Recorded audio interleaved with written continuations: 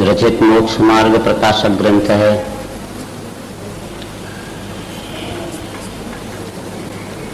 कि जिसे मंजिल चाहिए उसे मार्ग पर चलना ही पड़ेगा। मार्ग पर चलने से मंजिल अवश्य मिल जाती है। यहाँ भी मुक्ति के मार्ग का प्रकाशक ग्रंथ है। कौन से मार्ग पर चलना है और कौन सी मंजिल पाना है, मुमुक्षुओं को यह बताने की जरूरत नहीं है। मुमुक्षु ही उसे कहते हैं जिसे कि मोक्ष की इच्छा होती है।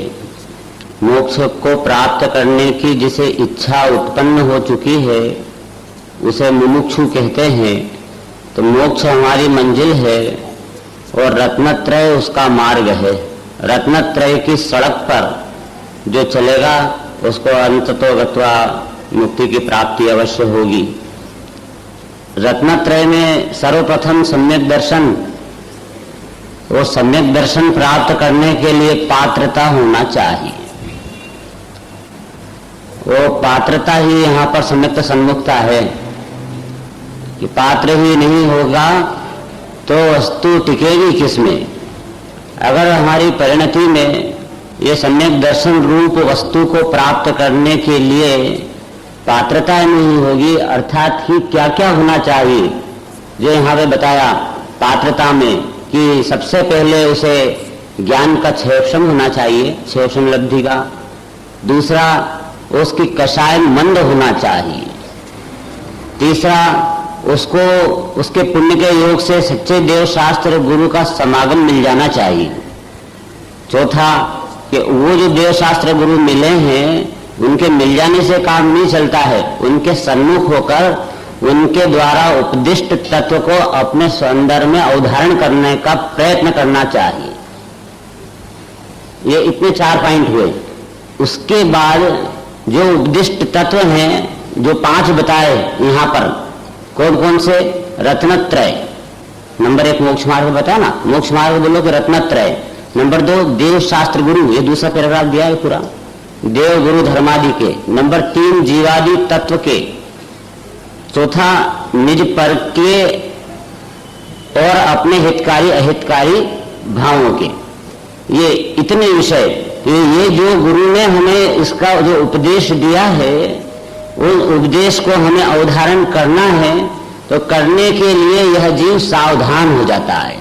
वो पात्रता है ना कि जैसे वह गाय चारा एक साथ खा जाती है लेकिन बाद में बैठकर जुगाली करती है, जुगाली कहते ना वो पचाने के लिए, ऐसे यहाँ पर यह जिन वचनों को यह जीव गुरु के मुखार बिंद से श्रवण कर लेता है उसके पश्चात उसको शांति से एकांत में उसको अवधारण करने के लिए चिंतन विचार मनन परीक्षा ये सब अभी आएगा आगे कि क्या क्या करना चाहिए। पूरा संयुक्त सन्मुख जी इसे बना देंगे इस प्रकरण में, क्योंकि संयुक्त सन्मुख का प्रकरण 2 जीवों के लिए है।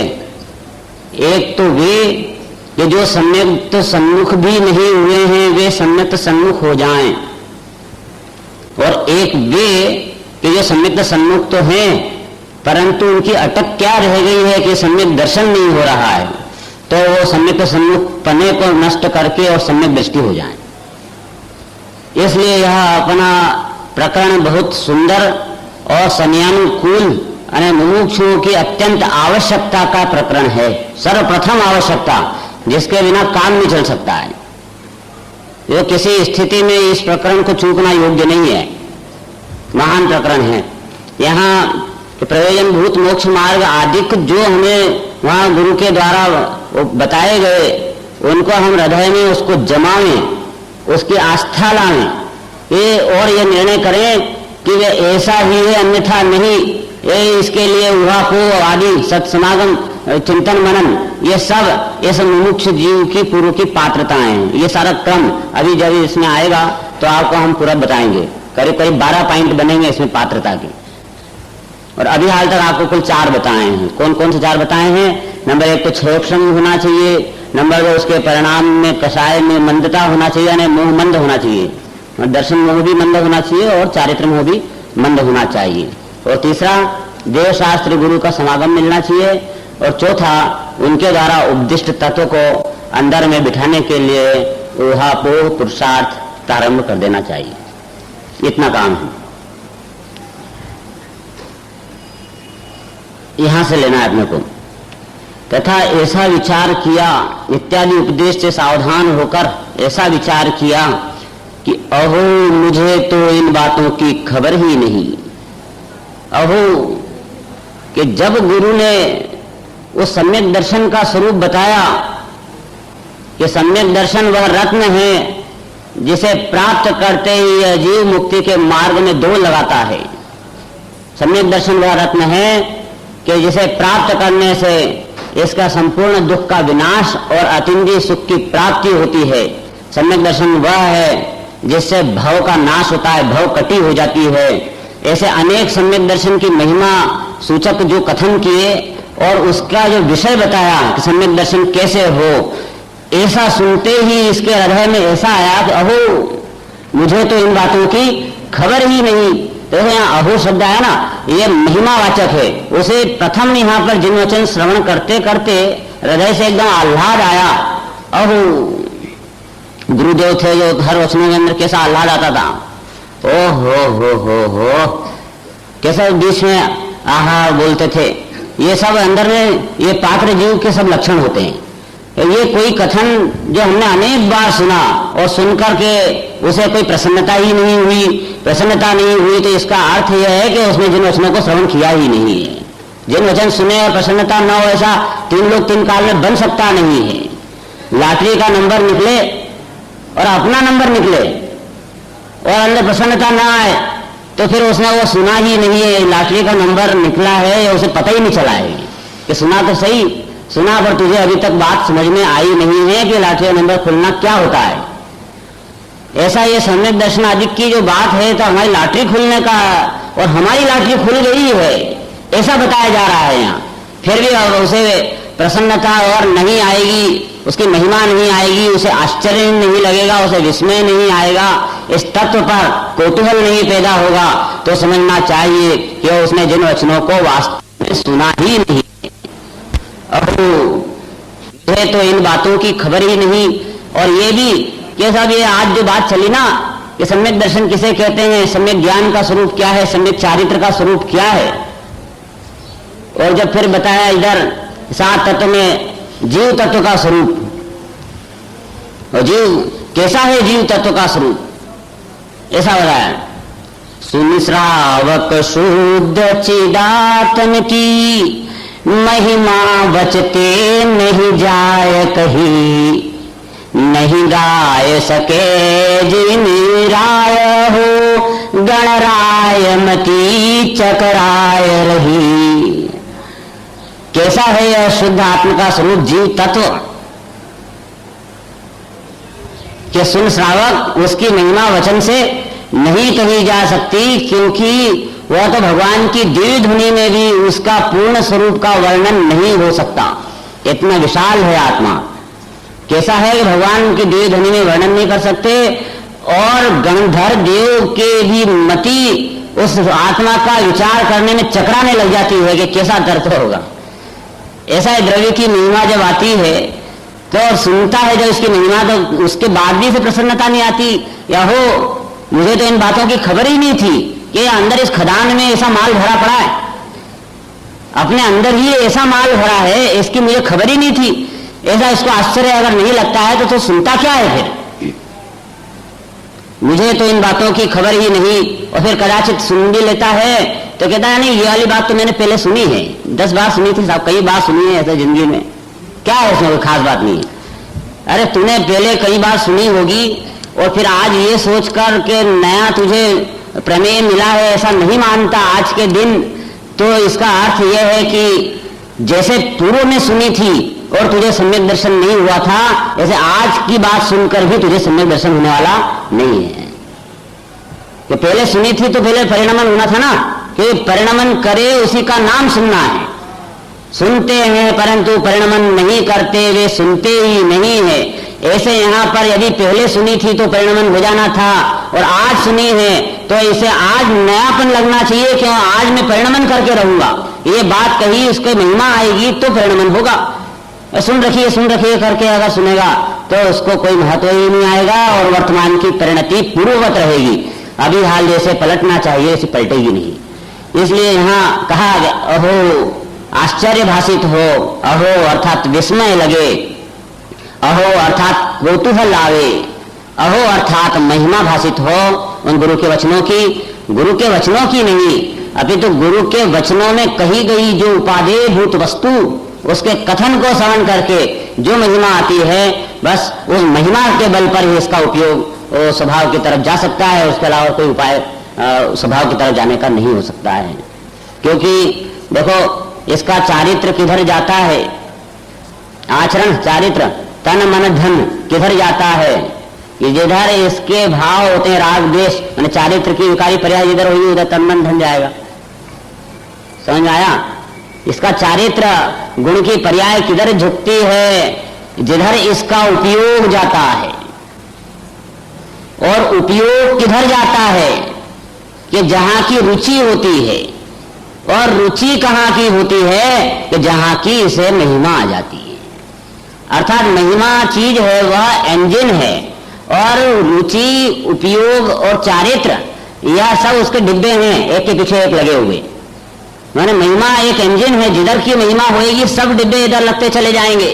और आत्मा की महिमा बैठ गई तो रुचि भी आत्मा की हो जाएगी, उपयोग भी आत्मा में जाने लग जाएगा और आचरण भी आत्मा में जाने लग जाएगा। इसलिए यहाँ गुरु के वचनों द्वारा उस शुद्धात्म तत्व का जो अनुग्रह पूर्वक उपदेश दिया गया है उसको बड़ी सावधानी से श्रवण करना चाहिए। सावधान लिखा ना, इस इत्यादि उपदेश से सावधान होकर, ऐसा शब्द दिया सावधान होकर, ऐसा विचार किया कि अहो मुझे तो इन बातों की खबर ही नहीं।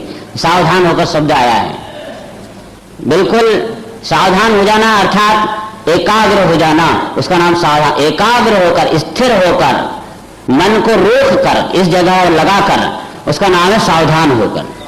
जो 38 नंबर की गाथा में समय सार में आया है, अनादि से मोह अज्ञान के कारण अत्यंत अप्रतिबुद्ध था, विरक्त गुरु के उपदेश से क्या हुआ, विरक्त गुरु के उपदेश द्वारा ऐसा हुआ, ये मुट्ठी में रखा अपने विरक्त गुरु के उपदेश द्वारा सावधान होकर, ऐसा है सावधान होकर कि मुट्ठी में रखा हुआ सोना जैसे प्राप्त हो जाता है स्मरण करने मात्र से, उसी न्याय से यह शुद्ध आत्मा द्रव्य सर्व स्मरण करने मात्र से इस जीव को प्राप्त हो जाता है। मुट्ठी में रखा था सोना, भूल गए थे तो मिलता नहीं था। अब इसको प्राप्त करने के लिए क्या उपाय है कि बस याद आ जाए, बस इतना ही उपाय है और कोई दूसरा उपाय नहीं है। ऐसे आत्मा भूल गए थे अनादिकाल से, ऐसा माल इतना बड़ा तत्व सत्ता अनादि अनंत होते हुए भी उसे भूल गए थे। जो वो अनादि अनंत सत्ता हमें किस प्रकार मिल जाएगी कि स्मरण मात्र से याद आ जाए इसे क्या हो मैं स्वयं भगवान आत्मा हूं, इसमें पूरी सत्ता की उपलब्धि हो गई, अपने माल पर कब्जा हो गया। कब्जा करते कि नहीं करते वसीयत पे। ऐसे ये जो पंच परमेष्ठियों ने जो कथन कहा है वह सब हमारी वसीयत हमारे सामने खोली है, वसीयत बताई है। उसके बाद भी हम हमारे माल को न संभालें तो इसके अंदर पंच परमेष्ठि का तो कोई दोष है नहीं। तो पंच के मुंह से परमेश्वर बोलता है, ऐसा कहते हैं ना। पांच शराबी पंच हो, 5 शराबी मिल जाए तो ही पंच हुए, तो ही कहते हैं कि वो बोलेंगे, वो न्याय करेंगे, वो सच्चा, क्योंकि पंच के मुंह से परमेश्वर बोलता है। लेकिन जब पंच के मुंह से परमेश्वर बोलता है तो यहां तो 5 परमेश्वर बोल रहे हैं। पंच परमेष्ठी 5 परमेश्वर हैं। ये परमेश्वर जो बात कहेंगे वह कितनी सच्ची होगी और कितनी अच्छी होगी, उसका कितना सावधान करना चाहिए। तो अहो मुझे तो इन बातों की खबर ही नहीं। अब ये एक बात इसमें ध्यान रखना है कि जो इन बातों लिखा ना, ये इन बातों, तो किन बातों, तो वो ऊपर के सब पॉइंट इसमें लगाना है। जैसे कि लगाना है मुझे तो इन बातों की खबर ही नहीं, तो यहां से चलो पहले कि जैसे मोक्ष मार्ग के, अरे मुझे तो इस मोक्ष मार्ग का जो स्वरूप बताया इसकी खबर ही नहीं, सम्यक दर्शन की खबर ही नहीं, सम्यक दर्शन के स्वरूप की खबर ही नहीं थी, मुझे सम्यक दर्शन की इतनी महिमा है ये खबर ही नहीं थी, सम्यक ज्ञान इस प्रकार सफर का प्रकाशक है इस प्रकार मुझे खबर ही नहीं थी। चारित्र में इतना दम है, अनादि कालीन संचित यह कर्मों का पूरा जंगल को दहन करने के लिए अग्नि समान है चारित्र। ऐसा अरे मुझे तो इन बातों की खबर ही नहीं थी। कौन सा पॉइंट आएगा जिसमें कहेगा कि मुझे खबर थी पहले? तो देव का स्वरूप आए कि वीतरागी अरहंत देव के समान न पूर्व में कोई देव हुआ था, न वर्तमान में कोई इनके समान देव है, और न भविष्य में इनके समान कोई देव होगा। अनंत चतुष्टय का स्वरूप क्या है भाई? ऐसा विचार करे तो ऐसा लगे कि मुझे तो इन बातों की खबर ही नहीं थी। देव का स्वरूप, अरे गुरु का स्वरूप, वर्धनिशा का सन्नाटा वन में वनचारी चरते हैं, ऐसे गुण शांत निराकुल मानस तुम तत्वों का चिंतन करते हो। तीन चौकड़ी कसाय का अभाव, स्वरूप में रेलम छेल, अतीन्द्रिय आनंद के अंदर प्रचुर सो संवेदन की निरंतर बहती धारा। अहो मुझे तो इन बातों की खबर ही नहीं कि मुनि ऐसे होते हैं, मुनि का द्रव्यलिंग ऐसा होता है, मुनि का भावलिंग ऐसा होता है, ये पता ही नहीं था। ये ऐसे उसकी महिमा आना चाहिए। धर्म कैसा है? ये धर्म करत संसार सुख, धर्म करत निर्वाण, धर्म पंथ साधे बिना नर्थ येंच समान। ऐसा है धर्म। मुझे तो इस बातों की खबर ही नहीं थी, मैं तो अधर्म नहीं पड़ा हुआ था। जिसे जीवन का लक्ष्य का निर्धारण नहीं हुआ है, उस जीव के लिए यह बात नहीं है। जिसके लक्ष्य का निर्धारण यह है कि मुझे करोड़पति बनना है, तो उसके लिए यह बात चल रही है। जिसके लक्ष्य का निर्धारण यह हो चुका कि यह संसार सर्वथा है, यह शरीर संयोग सब क्षण भंगुर है, यहाँ मेरे को एक क्षण के लिए मन नहीं लगता है, मुझे मेरे आत्मा का हित कैसे हो वो उपाय करना, और उसके लिए सम्यक दर्शन ज्ञान चारित्र चाहिए। ऐसा जिसका लक्ष्य का निर्धारण हो चुका है, उस जीव के लिए बात है। वो सम्यकता से सन्मुख होएगा। जिसका लक्ष्य का निर्धारण नहीं है, वो सम्यकता के सन्मुख कैसे बनेगा? तो सब इन बातों की जगह पर सब बदल बदल कर लगाना। जीव तत्व, जीव तत्व की बात, मैंने तो इन बातों की खबर ही नहीं। आश्रव तत्व की बात, ये आश्रव तत्व की बात गजब की है। दोनों दुख रूप शुभ अशुभ भाव, ये इसके अंदर मुझे इन बातों की खबर ही नहीं थी। ये आश्रव का ऐसा स्वरूप होता है जो है, मैं तो अनादि से उपाधि मान रहा था। ऐसा कुछ विस्मय तो लगना चाहिए उसको कोई बात सुन करके। ऐसे संवर की बात कोई कला है, ये मुक्ति के मार्ग की संवर निर्जरा, यह मुक्ति का उपाय है, यह सुख है सर, यह बीज है संवर, जैसे कि मुक्ति का फल फलित हो जाता है। ऐसा है सबकी बात सुनना, और फिर निज पर में अपना क्या है, पराया क्या है, और मेरे को कौन सा परिणाम दुखदायी है, कौन सा परिणाम हितकारक है, इस प्रकार से जो निर्णय कराएंगे तो सब सुन करके उसे ऐसा लगना चाहिए कि यह मैं अपूर्व बात सुन रहा हूँ। इन बातों की खबर ही नहीं है। इस शब्द में एक ऐसा है कि अपूर्वता भाषित हुई। इसको दूसरे शब्द में बोलेंगे तो क्या बोलेंगे दीपक जी? कि अपूर्वता भाषित हुई, इन बातों की खबर ही नहीं, माने अपूर्व भाषित हुआ। तो अपूर्वता जिस क्षण भाषित हो जाती है, बस वहां सम्यक्त्व का सन्मुख का बीज डल जाता है। समझ में आया? जिसे लिखा था प्रतिप्रीति चित्ते न येन वार्ता पी ही श्रुता निश्चितम सब भवे भव्यो भावी निर्वाण भाजनम। जिस जीव ने चैतन्य स्वरूप आत्मा की बात प्रसन्न चित्त से सुनी है, वह जीव भव्य है और अल्प काल में परमात्मा पद को प्राप्त करेगा। घोषणा कर दी। कितनी सी बात में? अभी हाल में कुछ सामने दर्शन वगैरह हुआ नहीं है, सिर्फ इस बात को सुनकर प्रसन्नता हुई। सुनकर के उदास हो जाता है और ये समझता है कि ये बातें तो मेरे कुछ काम की नहीं है, मैं कहाँ सम्यक दर्शन करने का अधिकारी हूँ, ये तो बड़े बड़े लोगों की बात है, ज्ञानी धर्मात्माओं की। अपने को सम्यक दर्शन हो रहा है क्या? अपने तो ये घर में भैया गृहस्थी अच्छी, खाओ पियो मौज उड़ाओ। ये ऐसे वो जीव इसको सुनकर के इस कान से सुनता, इस कान से निकाल लेता है और कदाचित वाहवाह करता है। तो किसकी वाहवाह करता है? वो सुना उसकी वाहवाह नहीं करता है, उस पंडित की वाहवाह करता है जो सुनाता है।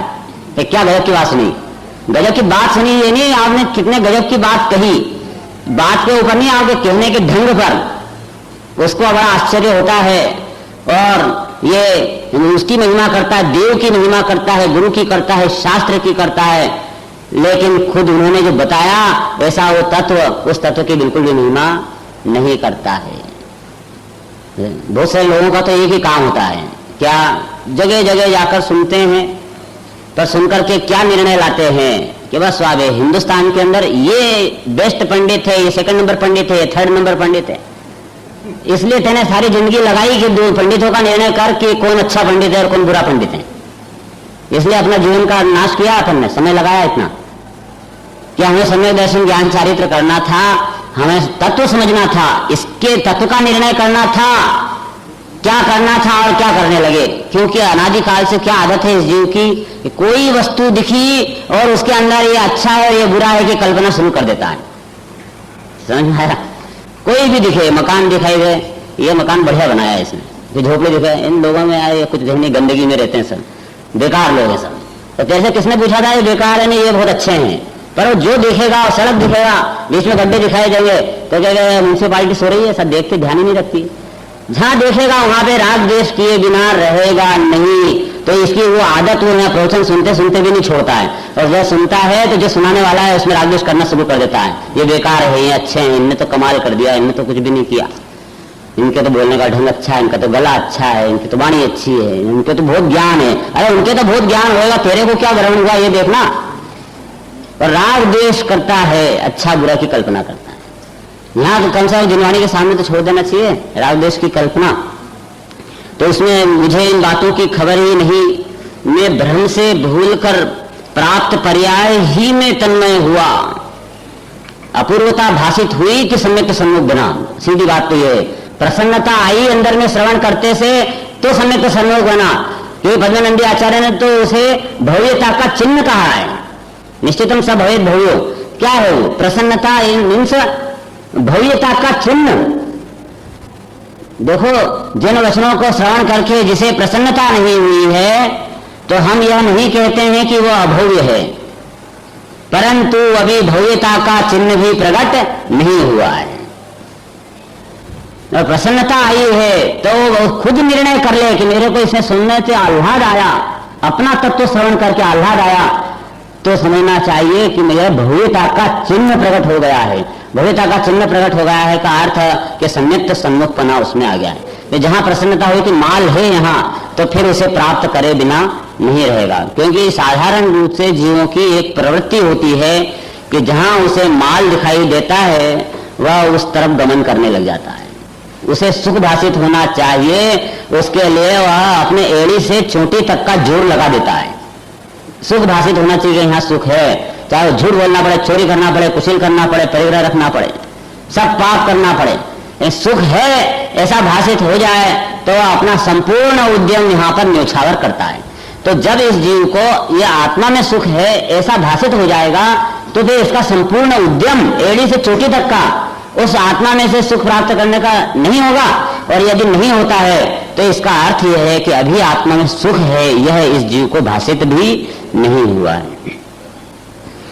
मैं भ्रम से भूलकर प्राप्त पर्याय ही में तन्मय हुआ कि जब यहाँ कहा कि तू अनादि अनंत है, भगवान है, ऐसा जब उद्देश्य मिला और ये तो कुछ और कह रहे हैं और मैं कुछ और मान रहा हूं, मैं तो भ्रम से भूलकर भ्रम में रहकर प्राप्त पर्याय ही में तन्मय हो रहा हूं। प्राप्त पर्याय में अर्थात असमान जाति पर्याय में, असमान जाति पर्याय अर्थात मैं मनुष्य हूं, इस प्रकार में मनुष्य पने में तन्मय हो रहा हूं। समझ में आया?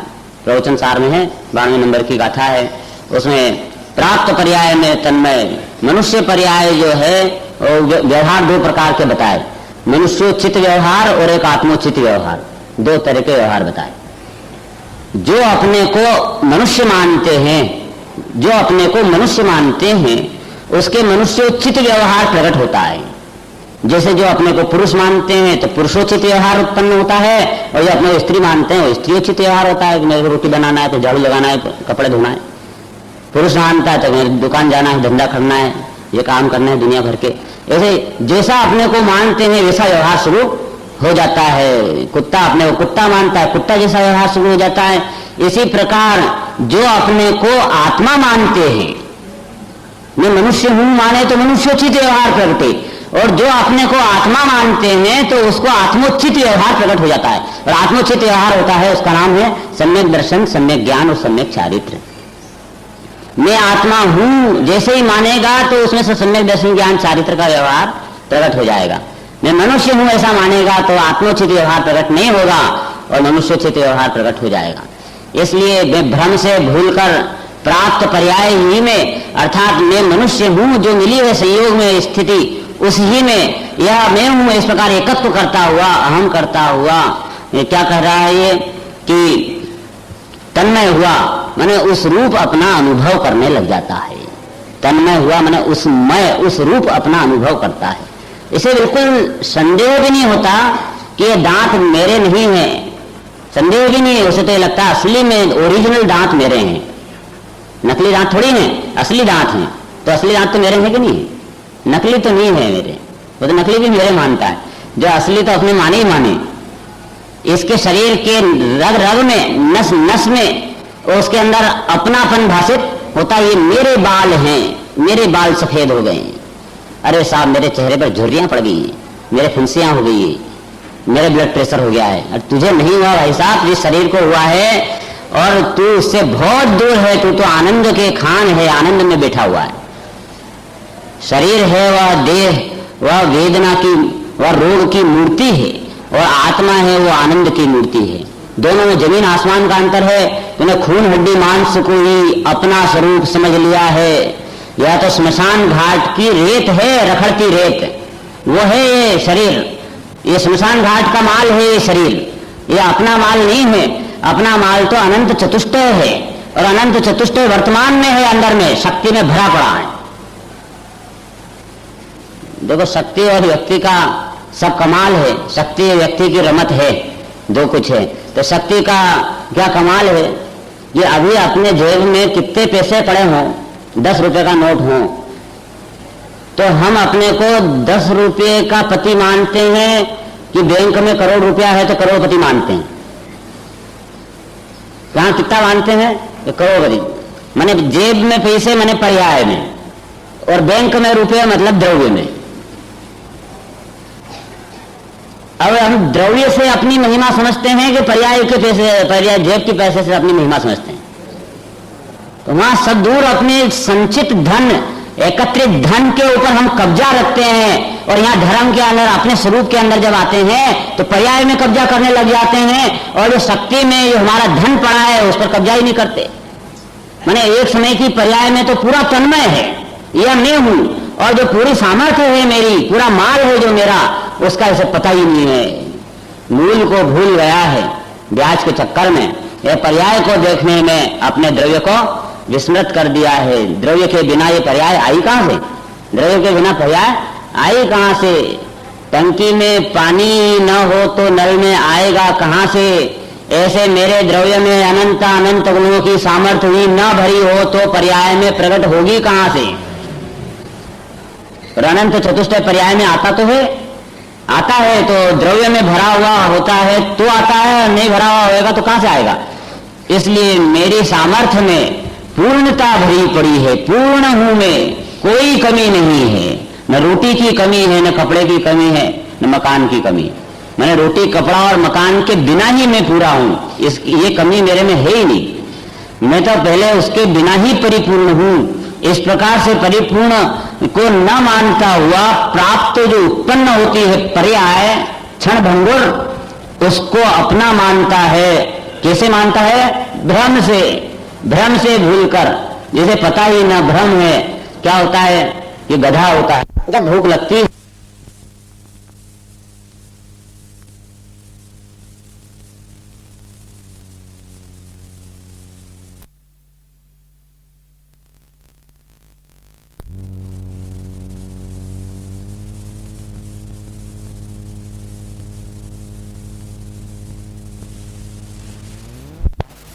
खाता ही नहीं था।